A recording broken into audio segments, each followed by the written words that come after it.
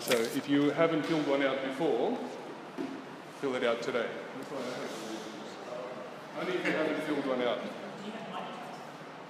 Yeah, if you got a reminder to come today, obviously I knew.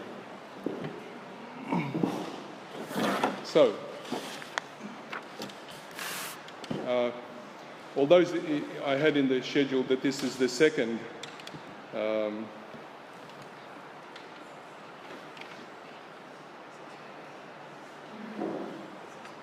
lesson in Church Slavonic, it's actually the first lesson, because we had one about 5 months ago, my Matushka tells me, and we had it such a long time ago that even I've forgotten what was in it. And so probably we'll now start with a refresher of that particular one and some changes. And the other important thing is that I'm going to do these in English, because that other one I tried in Russian, and I just felt that we were sort of battling two concepts here, because people had to get the people who understood Russian poorly had to get their mind around what was actually being spoken about, as well as the language details. So let's see how we go. From my point of view, this is an investment into our parish's future, but of course it touches on other parishes as well. But the more people, I believe, who can read in Church Slavonic and then grow to understand more of it, the better off we will be in all of our parishes, whether they be Russian or Serbian or any other parish, okay? So today is more like an introductory lesson, and if you went to the one 5 months ago, you might hear a few things that you remember, but hopefully it will be refreshing nonetheless. The aim of this course, first of all, I'm going to discipline myself, and it finishes at 8 o'clock, no matter what, okay? And that's discipline for me. But it also means that if you, and I appreciate this very much, take the time to be here, then at least I can give you the courtesy of making sure that you can plan your time accurately and know that you'll be home at a certain time. The aim of this course is not to have a thorough understanding of Church Slavonic language and grammar, but it's an introduction, and hopefully if you are enthused by it and interested, it will propel you to discover more and to study more. I believe that Church Slavonic is a fascinating language, and despite what Russian people may think, it's much richer than Russian. But then again, say Greek is even richer, right? So, because we're going back into antiquity, and the further back you go, the more Russian words or Slavonic words and then Greek words, the more meaning they have. And quite often, you have seen yourself that if you need to translate something from, say, Church Slavonic into English, you might have to use double the amount of words just to convey the meaning. And there are always shades of meaning that are very, very difficult to convey, and even difficult to translate. And I've talked about things like that before in other discussions. You know, for example, the word podvig is translated, say, best effort into something like spiritual struggle or concerted spiritual struggle. But in actual fact, it means a lot more than that in the Church Slavonic, because, you know, if you're a Russian speaker, you immediately hear in the word something about movement, right? Podvizatsa, podvinuts, you know, it's the same root words, right? And so podvig is about a movement, a spiritual movement, in which direction, and we spoke about this last time in another discussion, and most people would say, well, you know, to go somewhere, but in actual fact it's not. The Church Slavonic implies that podvig, spiritual struggle with this direction, like it's a vector word, right? It means to move inside yourself, to come closer to your own heart. Why would you want to go there? Because Christ said the kingdom of God is within you, right? So if you're going to find God, you have to understand yourself first, and not the way that we normally perceive ourselves, but the reality of what we really are, right? So, you know, things like that. There are other words like you know, if you, again, for a Russian speaker, the word Gavinia would convey all sorts of things, right? You know, everyone knows that during Great Lent you have to embark on a period of Gavinia, или надо говец. But what does it actually mean? Right, and so, again, the best kind of, is there an equivalent Serbian word for говец? Gavinia? Gavinia? You know, when you prepare for communion, for confession, for fasting, what do you call that? Everything together. Okay, so people would translate that into English as something like, you know, spiritual preparation or more concerted effort or something like that, right? But Gavinia is just a word that simply doesn't translate very well, right? Yeah, or, you know, so a word like prelist, right? You know, into English it would translate like spiritual delusion or something like that. But to a Russian speaker, you can hear something else in there, because we can use the word for a positive thing, like prelestная. So what you feel in the Slavonic word is that when you're in prelist, you love it. It's so great for you, you know, that because but you're completely blind to the reality. And that's why it's a spiritual delusion. Because there's something about it that for you is like being on drugs, you know, where you tell a drug addict, you know, this is bad for you, but all the drug addict can say is, well, but I feel really great when I'm on drugs, you know. This is the problem. It's killing the person, but they feel great. And prelist is the same. If a person is truly in prelist, in true spiritual delusion, you don't just say you're in delusion. That doesn't mean anything to them, because they think that you don't understand the loftiness of the position that they're in. So you see, there are some things that just don't translate well, okay?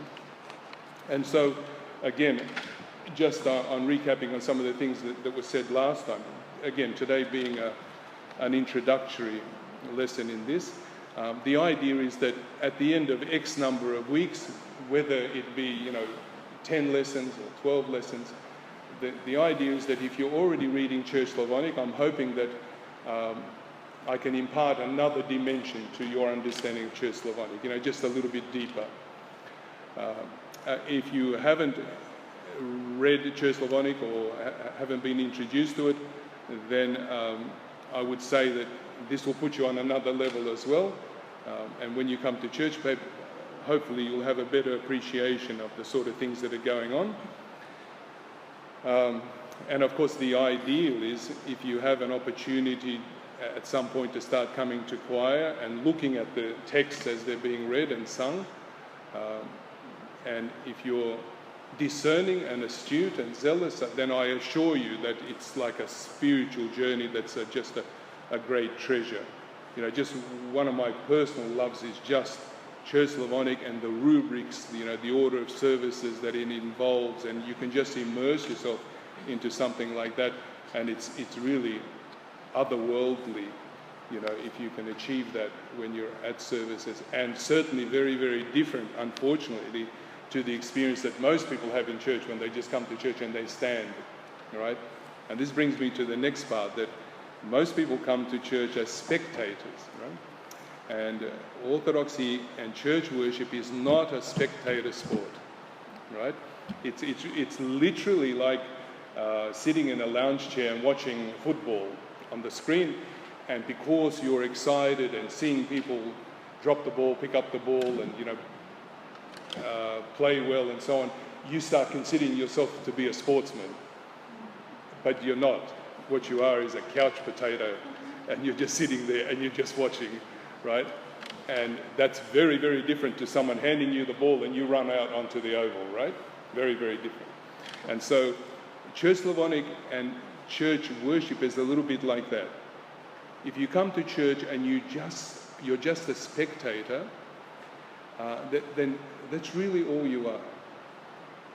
But if you become a participant, even if you're not on choir, you still must participate. You're required to immerse yourself in the service. And if you ever want to understand what the emissaries of Prince Vladimir meant when they went out in search of all of the religions, in the 10th century according to the decree of Prince Vladimir, and went to the Muslims and the Germans and to Hagia Sophia in Byzantium. And when they came back and they said, well, we went to these places and these places, but when we went to this church, we couldn't tell whether we were in heaven or on earth. Like, if you ever want to get a taste of that, the only way to do that is stop being a spectator at church and being a participant, right? And truly, even for us, we can experience a situation where we can be in church and just be surprised that already 3 hours has gone by, and then when it's all over, suddenly our feet and legs are they're aching and everything. But while we were there, it was otherworldly, right? And even I have experienced, being at special services where when it's over and you walk outside, there's kind of a thing where it just surprises you that there's a world out here, there's light, there's cars, it's like when you've been sick for a long time and out of action, and then you suddenly get back in and everything seems surreal and and as though you don't feel like you're part of this. That's what you're supposed to feel when you walk out of church every time, right? That you've just been missing from the world and you've been in a place between heaven and earth. And of course, we might achieve that once in our lifetime, or maybe someone's fortunate and achieves that 10 times in their lifetime, and maybe someone is able to do that every time they come to a service, okay? And of course, another goal of these kind of lessons is that, often people, they think to themselves and they never voice these ideas that I just wish I could do that, or I would like to do that, but I'm just a little bit timid and so on. Well, look, all I can say to you is that Orthodoxy is not for the timid. It really isn't. And I can prove that to you. Christ says, Царство Небесное нудится. The kingdom of heaven is taken by force.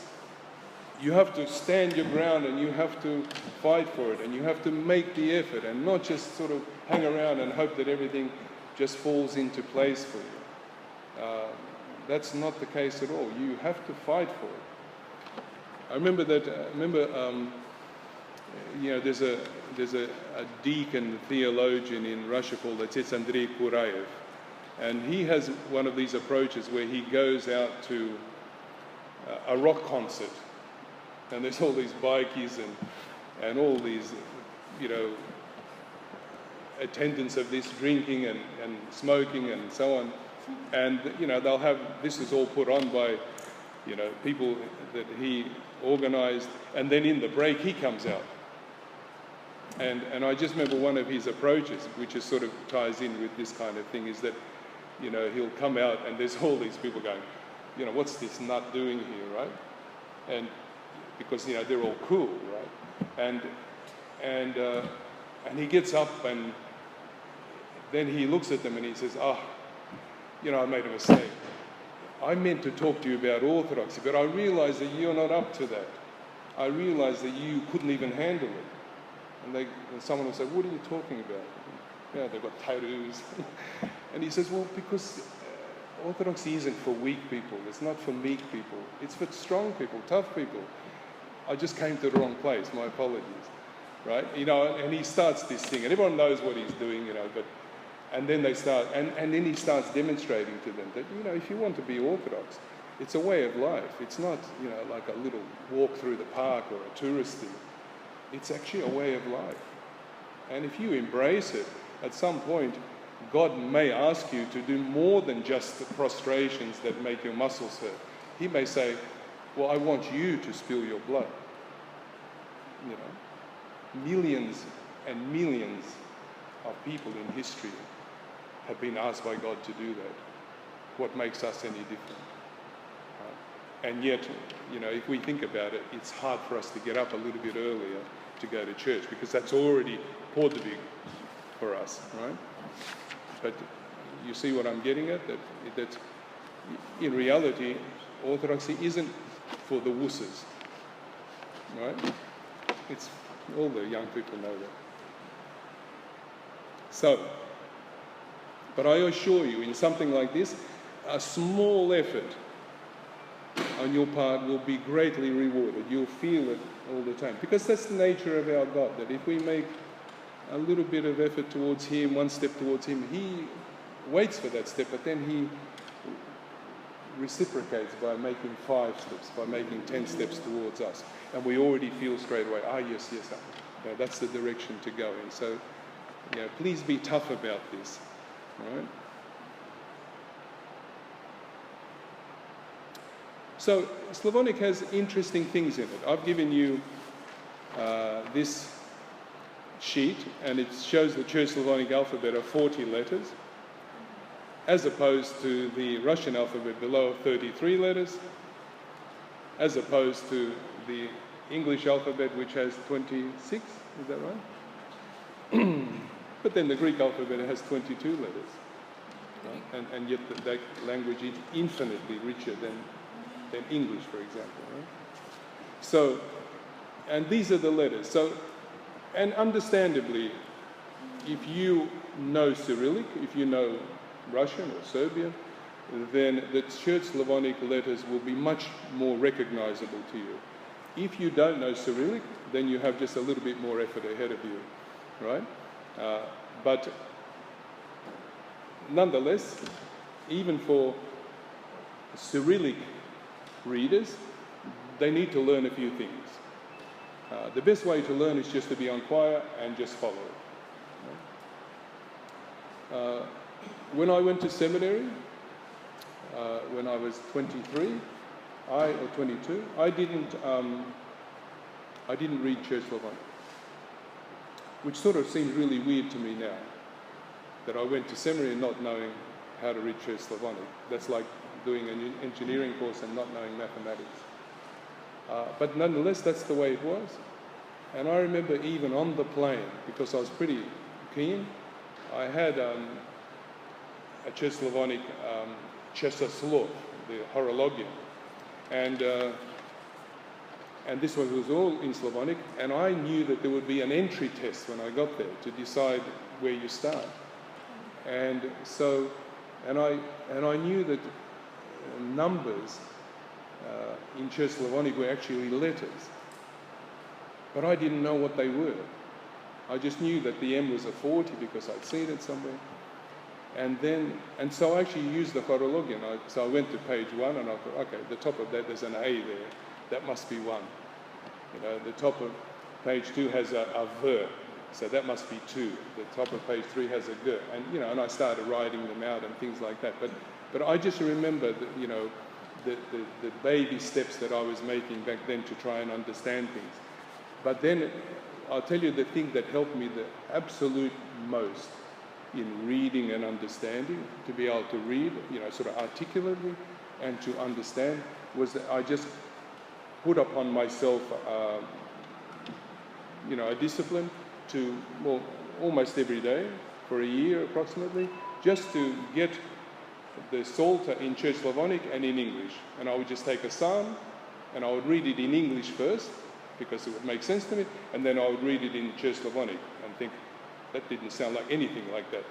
Right? But the next time I read it, it started sounding more like what I'd read there, and so on.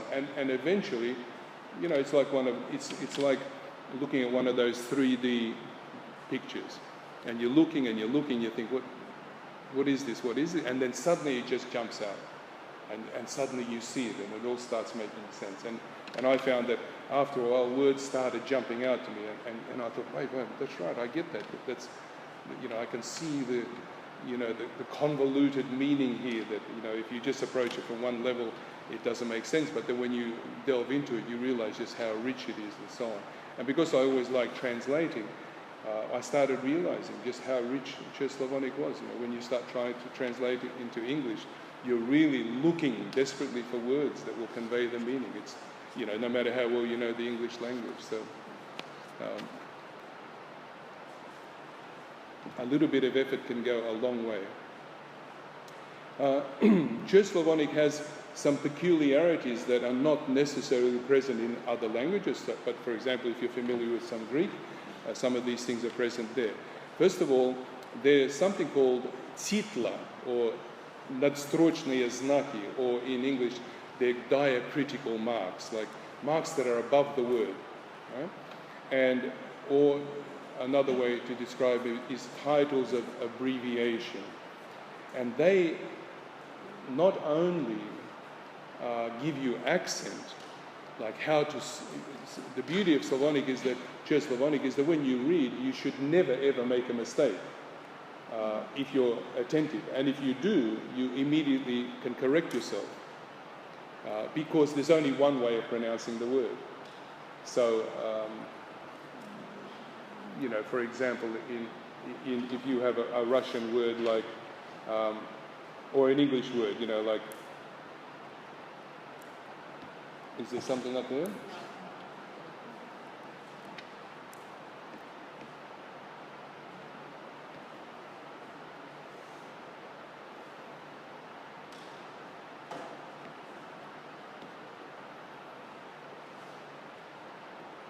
Like, say you have the word abacus.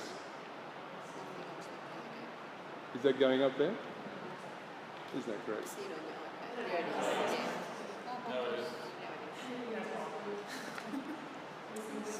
Huh? Just when you went up. No, up. Go back to the page and go. But it was there. Go back to the first page.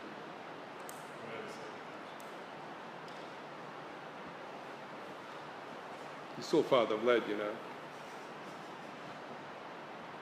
He reckons all of this works. There's nothing, right? What about now? No. Go back to the first page when you wrote abacus. Can you go back? Okay, just a second. Can you see that page? Yes. It's gone. But when you were on that page, just flick up. No, down, up from the bottom. Yeah, it's up there now.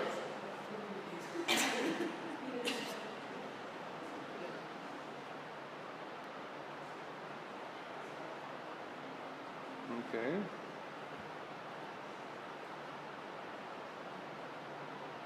Okay. It should work then. And then it goes.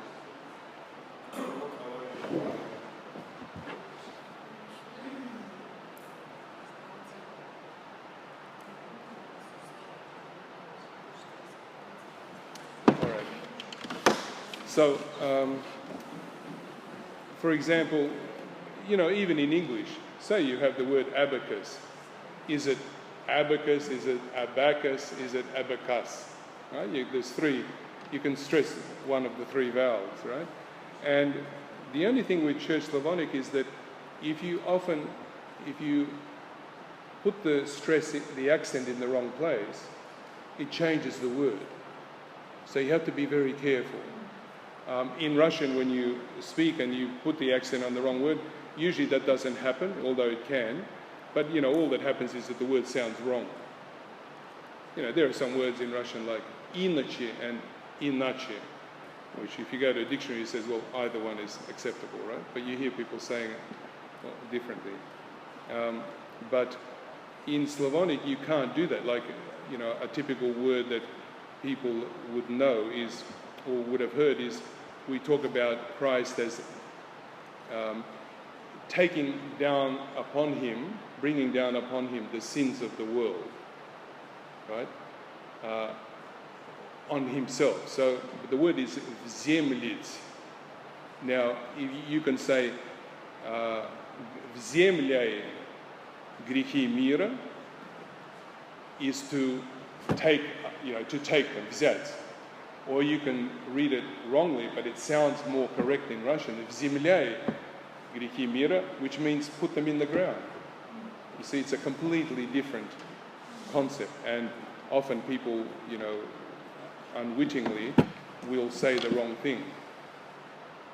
So, you know, I had a professor in Church Slavonic in Jordanville, you know, who used to say that it's not coincidental, that, you know, if you're trying to read well and choir prayerfully, then the devil starts playing with you. and he's just waiting for you to be a little bit inattentive so that you'll actually say the wrong thing. And if you think of prayer and things that you read as having there are two significant things that happen. One is that when people are listening to you, they're actually praying through you because they're participating in the service.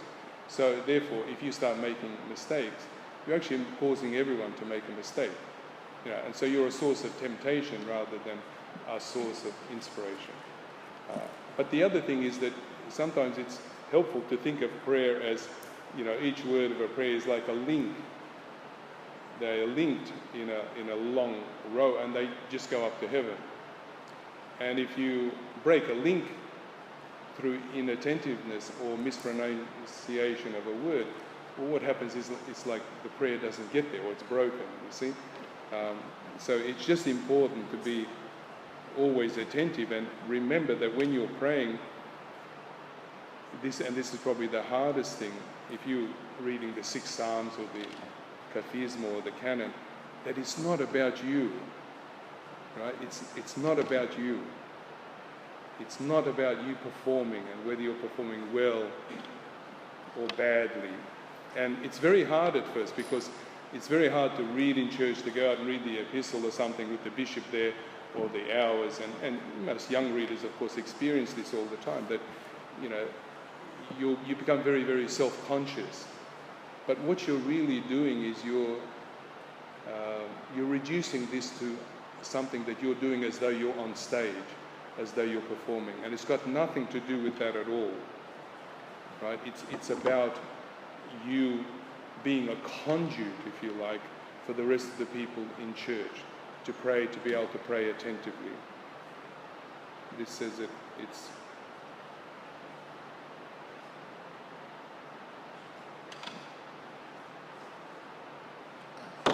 all right.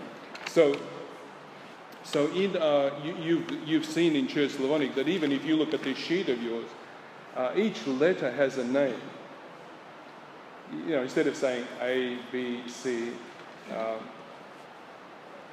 but we know that in Greek all the letters have names, alpha, beta, and that's where we get our word alphabet from, right? But in Church Slavonic, these are in the second column next to the thick text of each letter is the name of the letter. Az, buki, vedi, glagol, dobro, есть, живете, zelo, земля, isha. That's actually the name of the letter, right? And you can see even in those words, in the names, the diacritic marks. You see a lot of the letters, generally in any word that has more than one vowel, but even if one vowel sometimes, there'll always be something on one of the vowels. And if you look there, you can see that's the case. The diacritic marks would very, very rarely be on a consonant. They're always on the vowels. And even the first letter can actually have a mark on it. In fact, a vowel at the beginning of a word always has a diacritic mark, always. But it's not necessarily an accent. It's not necessarily a stress, because there's something that exists in Church Slavonic also in reading that's called breath marks. Like, when you're supposed to breathe in or out. But we don't practice that anymore. But, choirs still do that, where a choir director will say, when we're singing and there's 20 people, I don't want everyone to run out of breath on the same word. When you breathe in, make sure this side doesn't breathe in, so that if people aren't going, and everyone takes their breath at the same time. It's the breathing should be staggered. And so in Church Slavonic, when it was used during the services, there were also marks that denoted when you should breathe in and breathe out, which are basically now not incorporated in our church services, right? But later, as we go through this course, I will give you sort of the list of the kind of marks and so on. But at the moment, we're just sort of covering them just as an introduction. And so the main thing for us is that stress marks, accent marks, tell you how to pronounce the word. Vieruju, not viruju, not viruju, but vieruju, Because sometimes you'll come across a word, and if you don't know the word, it's not really clear to you. Is it Boga blagodatny? Is it Boga blagodatny? Right? If it's an unfamiliar word, it's not clear to you where the accents should be. And I'll give you a word that most people in church pronounce wrongly. When you're reading the Trisagion, and people say Святый Божий, Святый Крепкий, it's not. Look at the accent. It's Святый Божий, Святый Крепкий. It's on the and not on the ya. Right?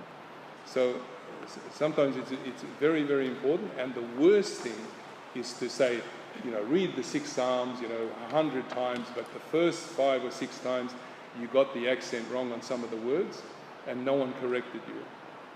And now it's going to take you 10 times the effort to break that habit of that word. There are some people who mispronounce the same word every time they see it, and they've been reading for 10 years, right? So if someone sends you someone in church who stops you and corrects you each time, don't get annoyed. They're like your guardian angel, and they're going to save you a lot of grief in the future, right, when you're trying to change some of the bad reading habits that you have. Right? So that's that. And in Russian there is one letter with a diacritic mark. What's the letter? I kratka, right? So it's an I, but with an I kratka, it's drawn out I, right? But in Church Slavonic, there's lots and lots of them. Okay. And then there's something else that, as in a lot of ancient languages, or particularly ones that we study, where when writing was invented, you couldn't just go out and buy a notepad, right, of paper that you can just discard if you don't like it. Writing was done on pergamon, on leather, on papyrus later, right? And so these were really expensive things to have. And even in Egyptian days, you had to be pharaoh and part of his court to actually have papyrus that you could write on. It's only later that became freely available. But a lot of ancient texts were written on leather, right? And of course, not in books like we see now, but in scrolls, right? Because that's the natural way of doing it. And so, to save on space, quite often there would be abbreviations that would be significant to the text. So one way of abbreviating was to not use vowels. And a lot of the ancient texts that we have that have come to us from, say, ancient Hebrew and even Greek and so on, vowels were missing. Now just think if you read a text, write yourself a sentence without any vowels, and then just see how many different ways you can read it. Then take the same sentence. Is this ever going to work? Nothing up there? Well, that's the screen. Oh, it is it? Oh.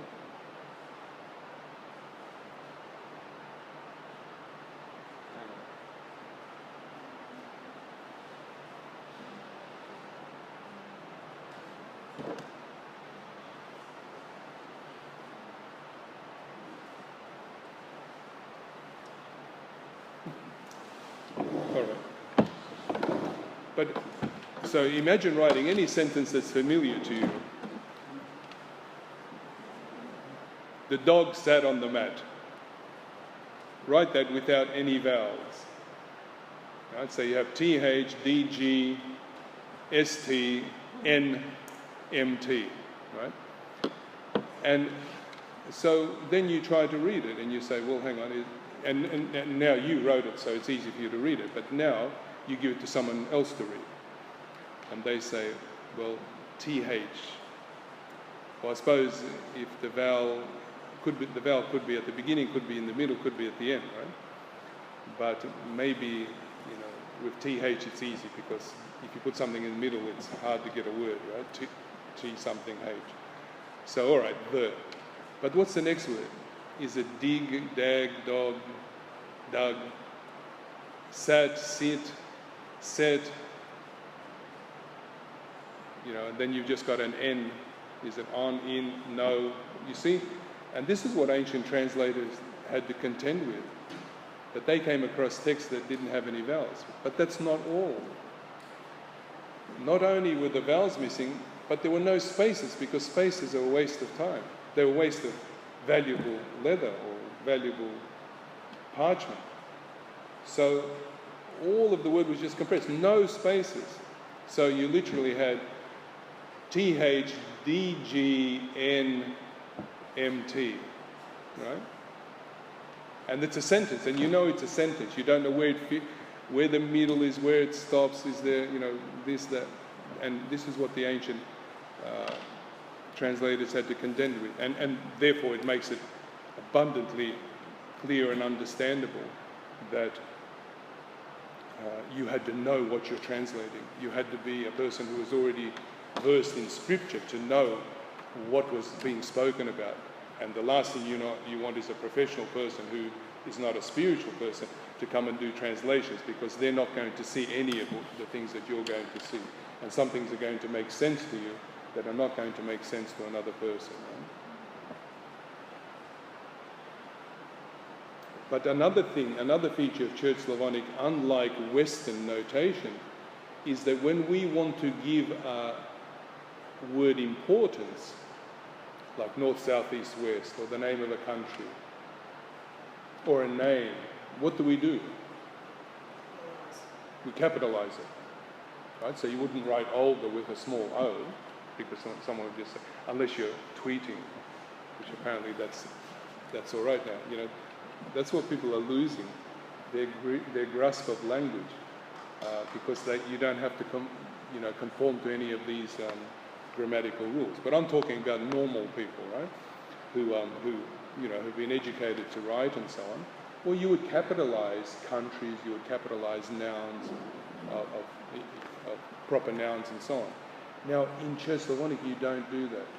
So you can find the word Iisus with a small letter, right?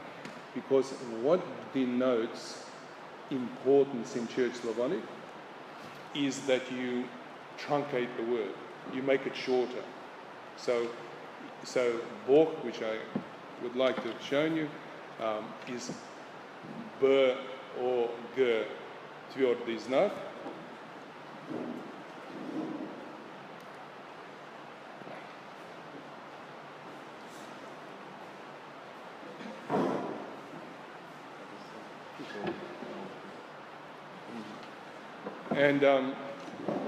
And now that the or would be taken out, and instead a title of abbreviation would be placed over it. I can't see one on this list. So, over the G, yeah. And sometimes it's not always clear where things are missing. You just have to be familiar with the words. But any words that are to do with divinity, with God, with the Mother of God, with heaven, with grace, with angels, with saints, descriptive words, adjectives as well, like holy, all of those words, because they're important, rather than starting with a capital letter, they will be made shorter, and a title abbreviation in some form will be used. And there are different kinds of titles of abbreviation, and we'll go through them properly later. The most simple being just a sort of a Z on its side, which just says there's something missing, and you have to work it out. But other times it might be, a little semicircle, and inside will be a letter, like a C or a D or an N, and that's just to avoid confusion, because it's sort of acknowledged that this may be a difficult word. Is it blagodatny or blagasny? They look very, very similar if you don't have the S thing up there, because blagodatny doesn't have an S in it, right? And things like that. So just remember that in Church Slavonic, it's not the capital that denotes the importance, although at the sentence, beginning of the sentence, there's a capital as in normal writing, except not always. Because in Slavonic there are hard full stops and there are soft full stops. So, and the only way to know is that there'll be a full stop and the next letter is not capitalized. Right? So there is such a thing, but you know, for all intents and purposes, it doesn't really impact on our reading, right? Now,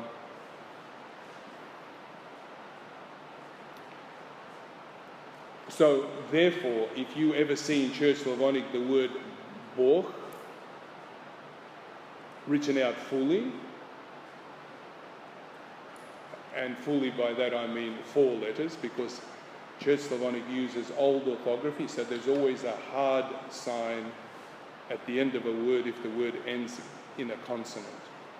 Right? So dom is 4 letters, D or M, tvrd is not. Dim is 4 letters. Yeah? So Bog is always 4 letters because there's a hard sign at the end. But so if you ever saw written in Church Slavonic Bog, B or G, tvrd is not, and it was in proper Church Slavonic and not sort of a modernized version where they've simplified it for people so that there are no compressed words, then it's probably not referring to God.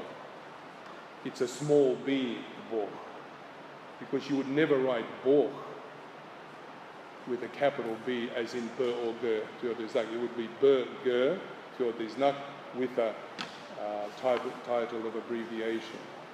And so the classic case would be Nash Bog, Bog Bogov. Our God is the God of gods. Right? So I can illustrate the same thing in English. Our God would be a capital G, but in this case it would not have an O, just a D, and then a title of abbreviation. Is the God, same thing again, of gods. Now, small g, O, D, S, because you would never abbreviate a small g God because you're talking about idols, right? So, again, once you start picking up on these things, it all makes a lot of sense, right? But otherwise, you know, how, and you know, this is interesting because when you read, say, post or Soviet literature, God is always written with a small B in Bog, right? Look at any Soviet literature. They'll never write in any Soviet books. Whenever God is written, he's just written with a small letter. But in Church Slavonic, that would immediately mean that we're talking about demons, right?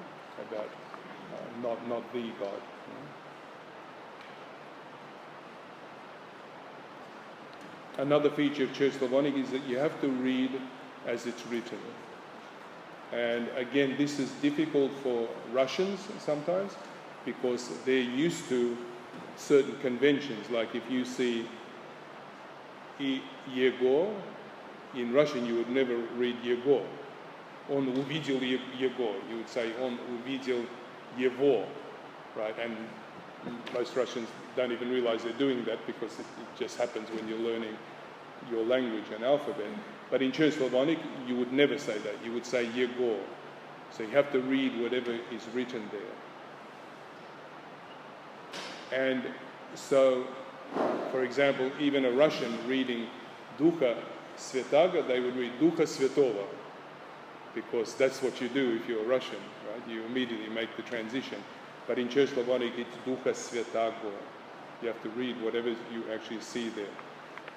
And also, again, for those literate in Russian, old orthography endings are a little bit different. Like in Russian, you can write Yego Ogo, right?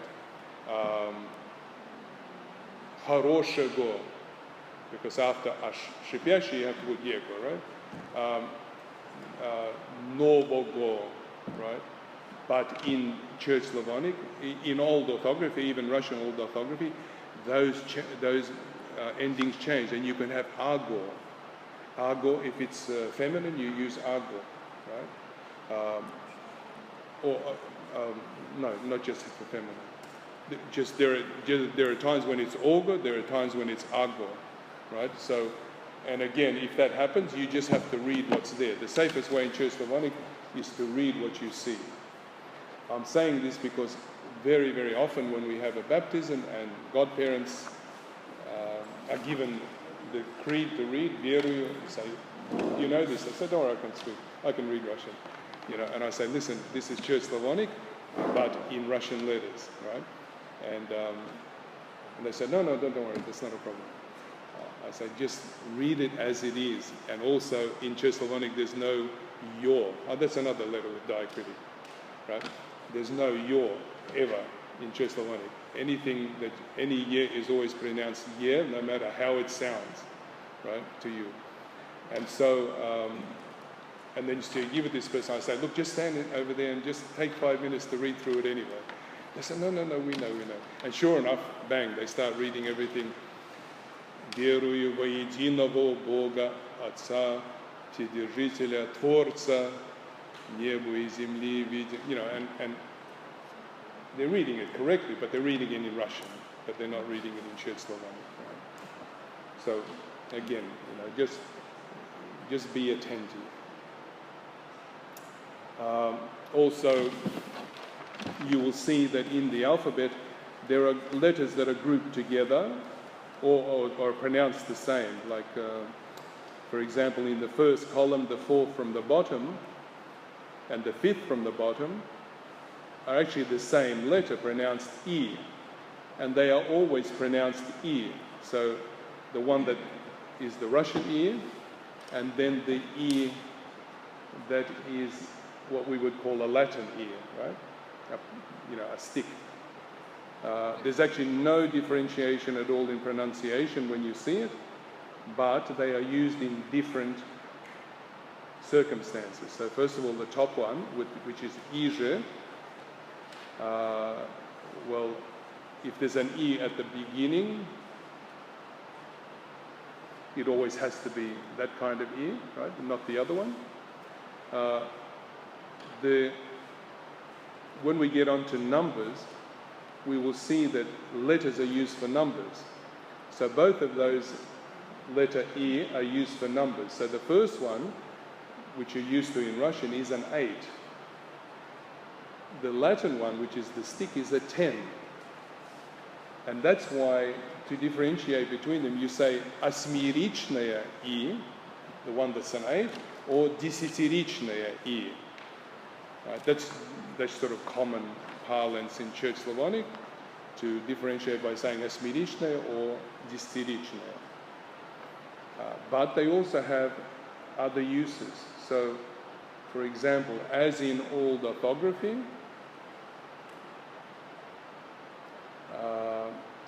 before a vowel, so maybe this is worth writing down, before a vowel, if you have the letter E, it can only be десятиричное. It cannot be осьмеричное. So in other words, before any vowel, the E has to be a stick, like E, like, you know, шпион in old orthography would be a десятиричное E. Right? So before any vowel, E Yakov has to be a stick, right? You have to use the десятиричное E, yes? No, when you're reading, you would just read exactly the same, but well, I guess, yeah, if you're writing. But maybe sometimes you just see the word and you say, oh, that looks odd. But there's a reason for it. And Iosif, no, Iosif, just palochka or. So that's a pretty hard and fast rule. Before a vowel, you cannot have the осьмеричное И, the Russian E, right? What do you mean? Which one is that? Is that either of these two? The top one. The top one. The top one is the Russian one, and the bottom one is the English or the Latin one, right? Oh, okay. Oh, I see. So you would never use the top Russian one before a vowel. Right? But this is also in Russian old orthography, right? I'm sorry if this is not as relevant to someone who's not a Russian speaker, but this is what you see in Church Slavonic all the time. So in Serbian, there must be some kind of rule about this as well. But this is not all with E. E is a really tricky letter. Any word that came into the Church Slavonic language that was foreign and had an E in it, like Nikolai, like Mir, well, not Mir, Mir is a special one again, right? Irina, you have to use the distirичное, the Latin E. So that's why Nikolai is spelled in Russian, Church Slavonic, N, and then Palichka, Nikolai, because it's a foreign word. It's a Greek word that means conqueror, right? Nika. And so any name, most names that have come to us into Church Slavonic have come from foreign words. EO1, well, EO1 is always with a stick Y. No, it's followed by a vowel, right? Yeah. So it can't be written with a Russian E, right? And then there are some words where the different types of E denote different meanings. So, for example, Vladimir. Now, Vladimir, he was the conqueror of the world, right? So when you have a stick E, it means world, mir. But when you want to say peace, you have to use asmirichное. So миром Господу помолимся has to be Russian E. But о мире всего мира, right? And it's in O mire, the peace of the whole world. The first one is an E like that. The second one is a stick. O mire всего мира. So again, so you may be reading the word mira, mir, and you say, well, миром Господу помолимся. Are we saying, let the whole world pray to God, or in peace let us pray to God? Well, you will only know if you know the difference between the E, and it's in peace, because it's that kind of E, the Russian E. But if it's a stick E, you would be saying, миром, let the whole world pray to God, right? It would change the meaning completely. So sometimes it is quite significant, of course.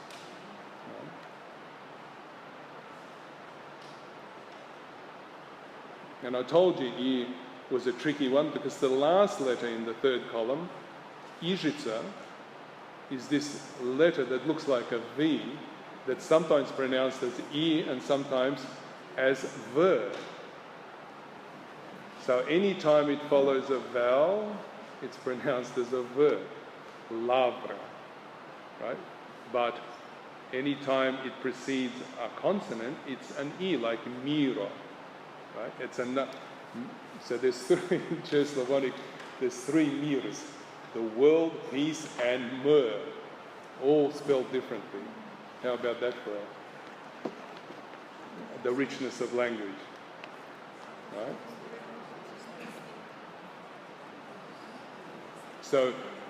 So you would say mir with a stick meaning the world, mir with a Russian E meaning peace, and mir as in miranosice, you have to use that last ižica, right? Which I would dearly love to illustrate for you, but I can't. Lavra. There's actually not that many words where it's pronounced as a verb. No.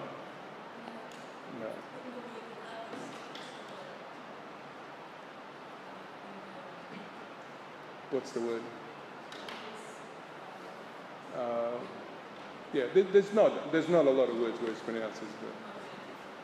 That last letter, see how it's depicted there, it's as a submission. Speak up. Is it always depicted as that shape, or is it like in that last word, it's depicted as those submissions?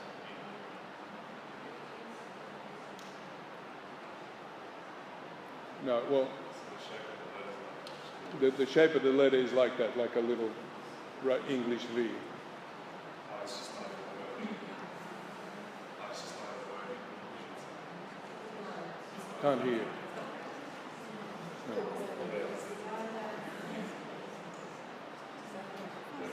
Stick with the circle.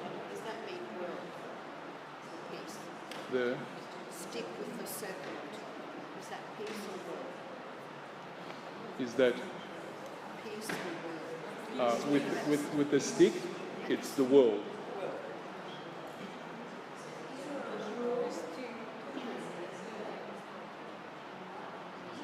Yeah, if it's following a vowel, it has to be verb. Mavriki would be that. You know, it's interesting because, you know, when you're sort of into these things, you see examples that you know, normal people would never pick up on, right? Because you have to be a little bit weird to be Orthodox and understand these things, right? So, for example, I've thought, wouldn't it be great to get license plates that mean something in Church Slavonic, but of course you can't go to the Department of Transport and get Slavonic letters, so you have to use Latin letters, right? So I thought, well, look at this. You could have Mir Всем, M-I-P, B-C-E-M, and every Russian speaker would say, Mir Всем. But that would mean not peace to everyone, but the world to everyone. You can't actually say peace to everyone because there's no letter, because you need a backwards Russian ear, you see? That's why I didn't get those plates.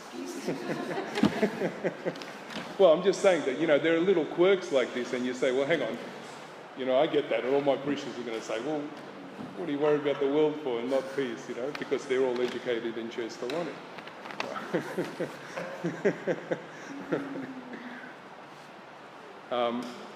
There are other tricky letters like ya. Look at the ya in the third column, just past halfway down. There's two types of ya.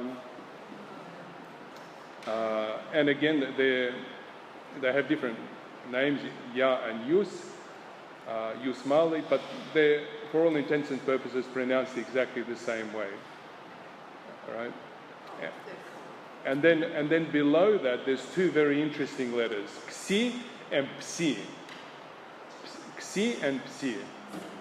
Right? Which looks like a Z, the xi, and the xi is like a trident. You know? Now, and they're really great letters, because like you wouldn't write in Church Slavonic Ksenia, K-S-E. You would write one of those and then an E straight away, because you've already got the Ks, right?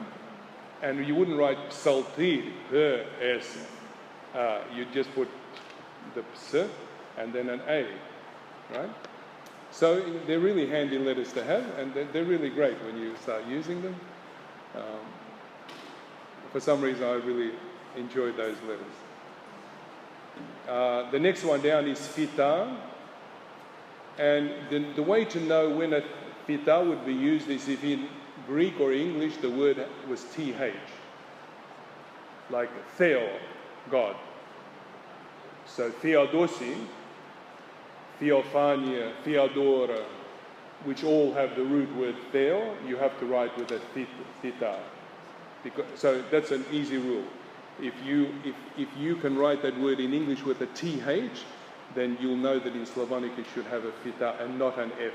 Yeah. Is that the second last Yeah, but pronounced like an F. Right. Yes, the first one is at the beginnings of words, and the other one inside or at the end. And Theophan isn't both of them fita? По-русски? Theophan? Yeah. Would both of No, them just the first one. Only the part that's the prefix of God, Theo. Right? You know, God's gift, Theodora, right? Theophilak. First one is fita, next one is a normal form, right? Only just think, if you can replace it with a th, or if its origin has a th, then you can pretty much bet that it's going to be a fita. If you go up in that same column, in the third column, there's you've got tvrdi znak, mjaki znak, and then yats. You see, which is like a little B with a cross over the top of it. Okay, that is only ever pronounced as an E, yeah. Right? It's never pronounced any other way, so when you see it, just say yeah. Yeah, always yeah. Third column, just above you, huh?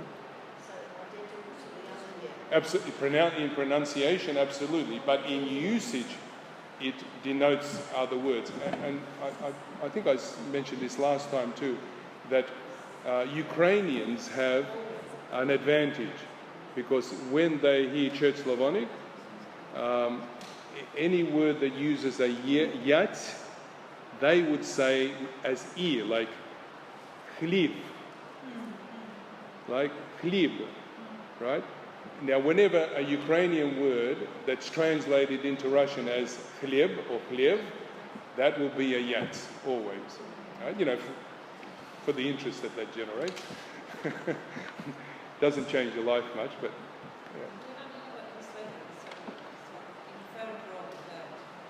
yeah. In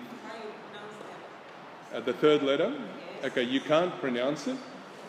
Although, again, it's just a hard sign because in Old Orthography, which came from Church Slavonic, any word has to end in either one of three things: a vowel, a soft sign, or a hard sign. So a vowel, mama, right? A soft sign, mat, and a hard sign, mat, right? It has to be one of those three, or an ikra, which that we'll call vowels. The next one, u. Well, that's just u, as opposed to e or u. Sir, dim. Yeah, it's not a letter that's in the English alphabet. That's why you can tell someone who's versed in English trying to read Church Slavonic, they're always trying to say e instead of u.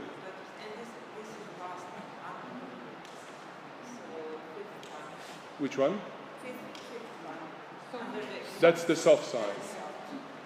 Yeah, so you've got hard sign, soft sign, or no sign.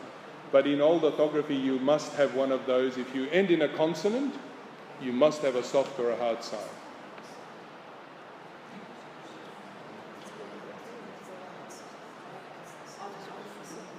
We're just doing sort of a brief introduction of it, but later we'll go through them in more detail with lots of examples. Look down the middle column, and you've got u, right? Down the middle column, u, and then, which is called an ik, and then under that is an uk, ik and uk. Great names for letters. And you see they're both pronounced exactly the same way. The only difference is the uk, the one that does an o and an u together, is always used at the beginning of a word, and never in any other place. The double one, the o. And again, someone starting often tries to read it as ou, because that's just natural for a Russian to want to say both of those letters, but it's never pronounced together, only pronounced as one letter, u.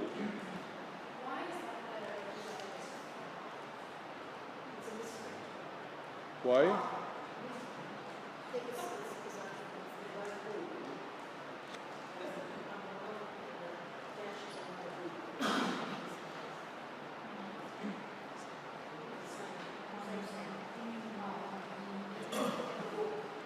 Ik and uk. Oh, that should be above there. Yeah, you're right. Yeah, that the uk has a letter at the end of it, see? That should go up the column. It should be above there. That's just a small ik. Huh? Yeah? Yes? Oh, okay. Here's a good example of Matvey just asked for yat.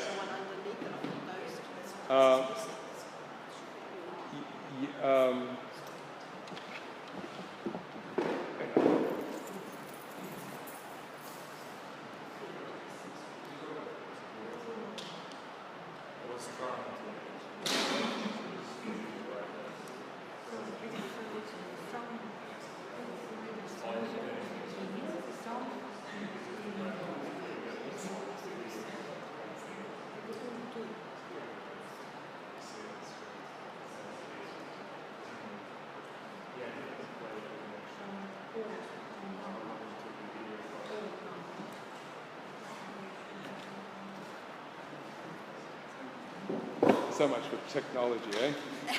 So, in Russian, and this is a very interesting exercise that you can put yourself through. Все ели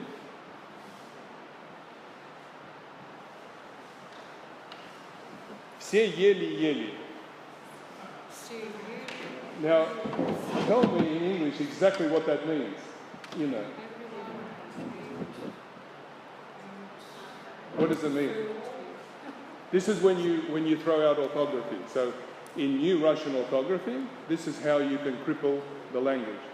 What does that mean? Like, just translate what you... Well, everyone think what it is that you think it means, and then save it. And when you hear someone else, tell me if you think something different. What does it mean? Just translate into English. Everyone? Everyone ate fir juice. Oh, okay. Yeah. Well, everyone? Everyone barely ate or hardly ate, yeah? But she said everyone ate fir trees. But I sort of think yeli is like almost.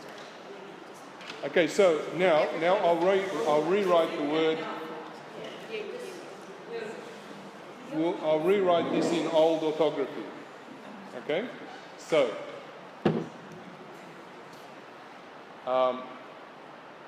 все, everyone.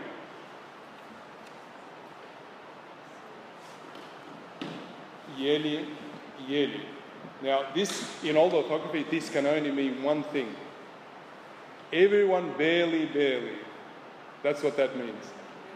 Everyone barely. Все еле дошли. Right? So, все ели. Everyone, this can only mean one thing in all orthography. Everyone ate fir trees. Right? Все ели. Right? Все ели. All fir trees ate. Right? This can mean two things. Everyone barely ate. Все ели. It's funny because you just say the same thing, but you mean something else.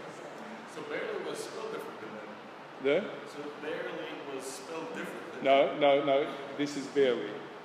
Because right now it's yeah. But this is also fir tree. Right? Now, this can also mean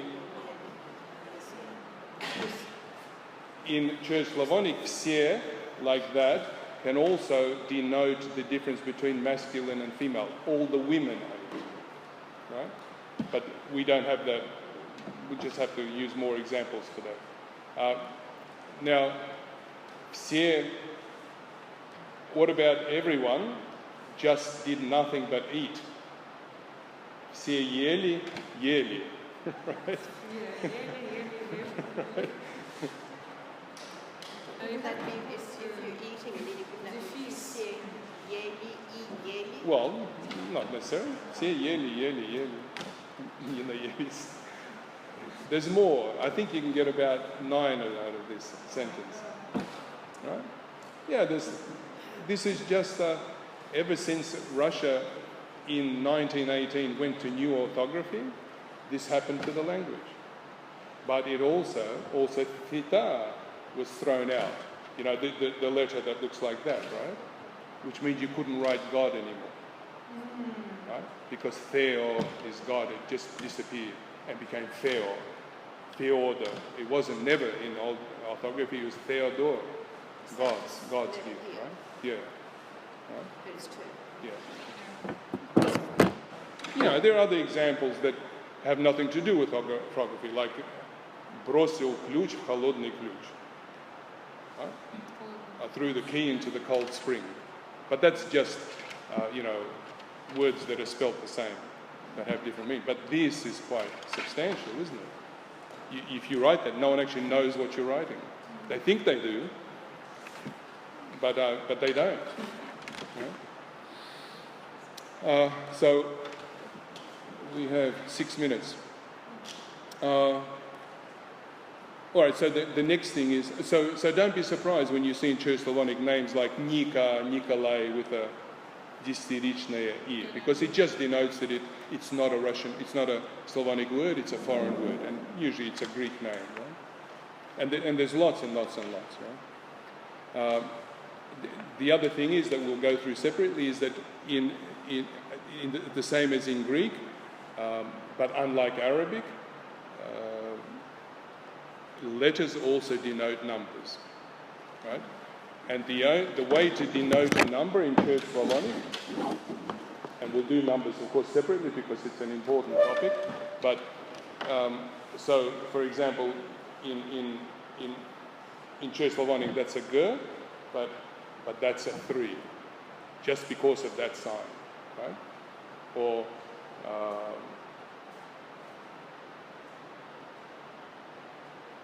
in Church Slavonic, that's not really anything, unless you said viola, okay? That's how you would write it, but, so technically that's a V, and as soon as there's a title of abbreviation, that becomes a 12. Right? And we'll go through the numeracy later.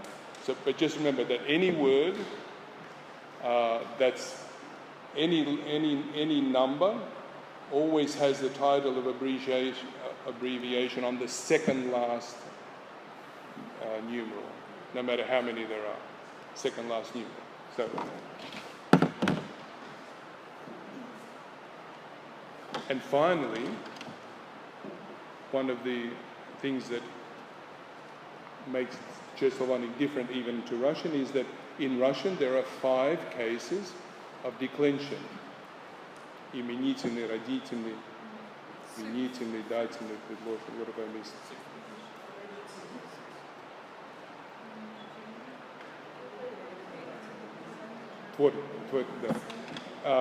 So 5, and again, of course, for a non-Russian speaker or someone coming from a background where there are no cases, this has just got to be the hardest thing in the world, you know. And this is why, you know, Westerners learning a European language have so much difficulty because they can't hear the differences. They have to literally learn them, the endings, right? Whereas we say, you know, есть мама, нет мамы, вижу маму, даю маме, говорю о маме. You know, why are we saying a or ye, u at the end, right? Because we're using declension, we're declining these words, right? But if you don't know that, you just got to learn them by heart. In Church Slavonic, instead of 5 cases, there's 6. So there's a case which is called the zvatelny, or the vocative case. It's like when you're calling someone or speaking directly to them. Now, you've all heard it, but you've maybe just never made the connection. Боже. Now, what declension is that? It breaks all Russian grammar rules, but we all say it. Why Боже? You say Бог. Именительный падеж, да? Боже is звательный падеж. Anytime, and a good rule of thumb is in English, if you wrote it, you'd put an O in front of it. Oh Lord. Oh God. Right? So anytime you would, like, trying to just focus on that person and get their attention, that's called звательный падеж, the vocative case. No?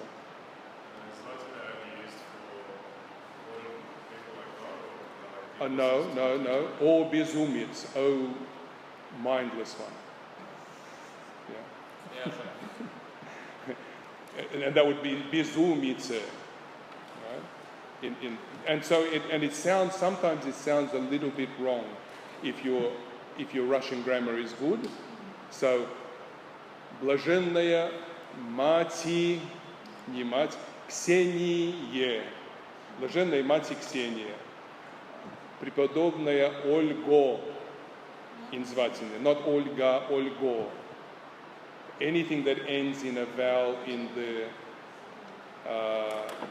nominative case, like mama, in Zvacine would be o, mamo, yeah, and it just sounds wrong. So, for example, Apostle Luca in the nominative case, именительный падеж, what would he be in звательный падеж? Святый апостоле Luco just sounds completely wrong, right? But once you read it enough, it all starts becoming familiar. But I'm just saying that, sometimes it's not good to rely on your knowledge of Russian because it sort of all gets complicated. And святителю says anything ending in мягкий знак ends in звательный in you. Святителю отче Николае, моли Бога о нас, right? Because that's звательный падеж. So, as though it wasn't sort of difficult enough, we've introduced an extra case as well. Okay, so that's 8 o'clock. So we've covered, the kind of nuances that can occur, and of course, from now on we'll just go a little bit deeper into these things, and I'll give plenty of examples of the usage of each letter and the difficulties that can be with it, as well as just giving words and so on. Okay. Хорошо. Now just remember that these won't be consecutive lessons, like the next one might be in rubrics, then it might be толкование, like gospel or something, and then it'll be Church Slavonic. So you'll just see in the schedule which one it is. So there's 4 themes going, right? Okay, thank you.